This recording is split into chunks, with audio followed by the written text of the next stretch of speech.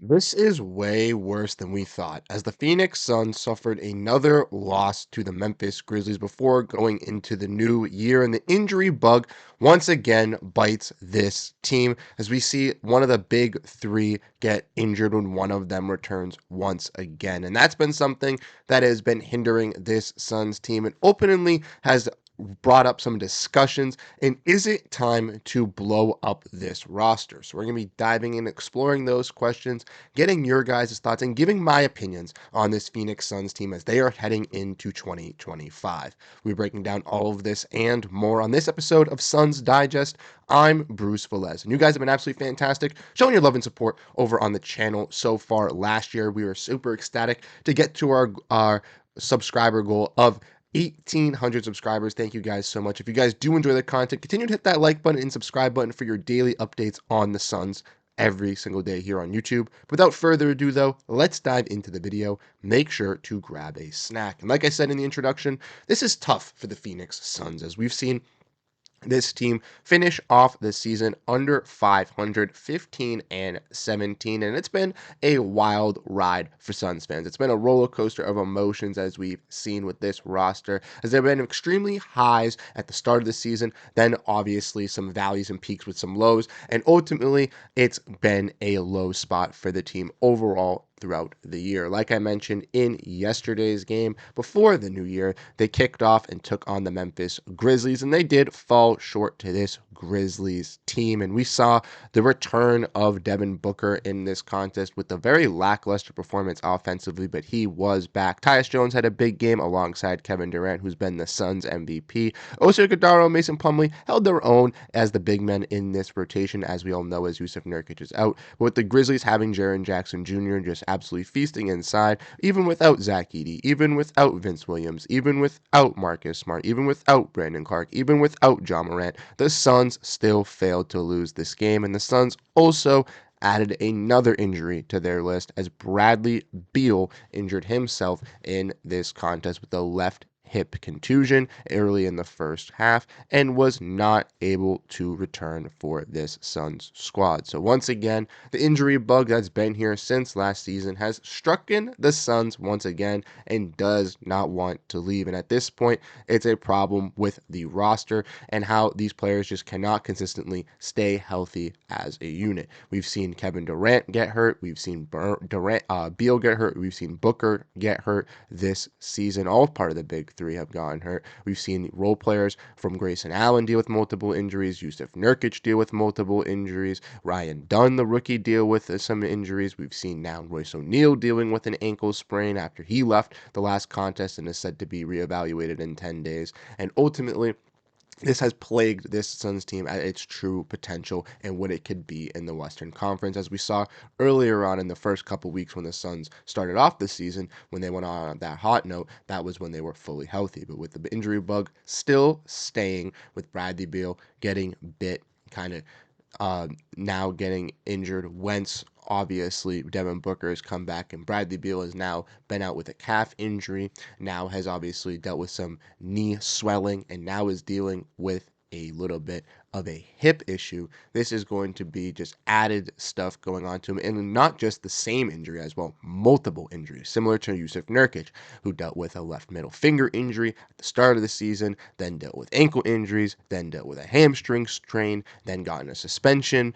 It's been just everything being on top of it. And this has just been way worse for Phoenix Suns fans and what we ultimately were expecting going into this season. Personally, going into the year, I had a prediction of the Suns finishing around the 4 or 5 seed in the Western Conference. I truly thought that they could maybe not compete with some of the top teams like Minnesota or Denver or OKC at that top of the list, but I thought they'd still be able to compete in that middle pack. And unfortunately, the injuries have caught up to this team, and a little bit of the old age has caught up to this team as well, and some inconsistencies that have led to them falling down to this kind of disappointing point for all of us kind of going into this new year. And it's left us with all these questions. And I think the main question that's on everybody's mind, and this was specifically brought up in yesterday's contest as well, we want to look at this tweet courtesy of Kevin O'Connor, is his finger is hovering over the blow it up button for the Phoenix Suns. He's not pressing it just yet, but he's close, very close. And I think a lot of people outside of the Suns media and Suns fan base are also questioning and wondering what the Phoenix Suns are going to do. If we want to look at the salary cap for this Suns team, like we mentioned, Durant is looking for an extension as he still has one more year left on his deal. Booker is locked up long term. Beal is locked up for a little bit as well, but they are all making around $50 million.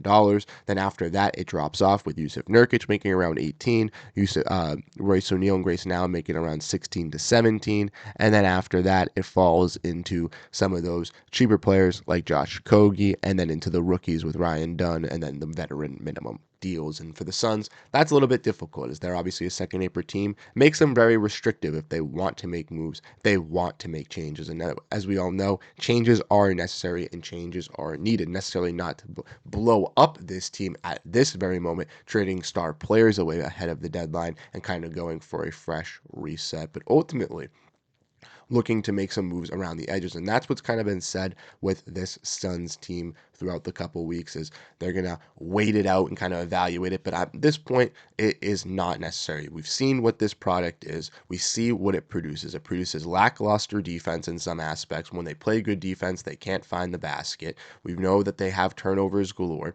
We know that they can't stay healthy. We know there's a front court issue. Even though Mason played good, even though Oso looked solid in yesterday's performance, we still know that we still need a starting quality center, at least for this season. Maybe next season, Oso can transition into that starting center or possibly quality backup center, and we could have, not necessarily a top center, but a fringe type of guy. And that's something ultimately I think the Suns would be getting anyways this year if they are getting rid of Nurkic because they're not getting a substantial upgrade, but getting a fringe type center for this season to just hold it out with Durant, with Booker, with Beal. Then ultimately trying to figure a deal for Bradley Beal with the no trade clause. It is very, very difficult to find something like that. But if there's a possible move for the Suns to do with Jimmy Butler, as we've seen that news has kind of been embellished, as well. If Jimmy starts to force his frustrations to forces a trade, something along those lines, I think the Suns could prioritize going into something like that, a little bit of a switch up. I don't necessarily think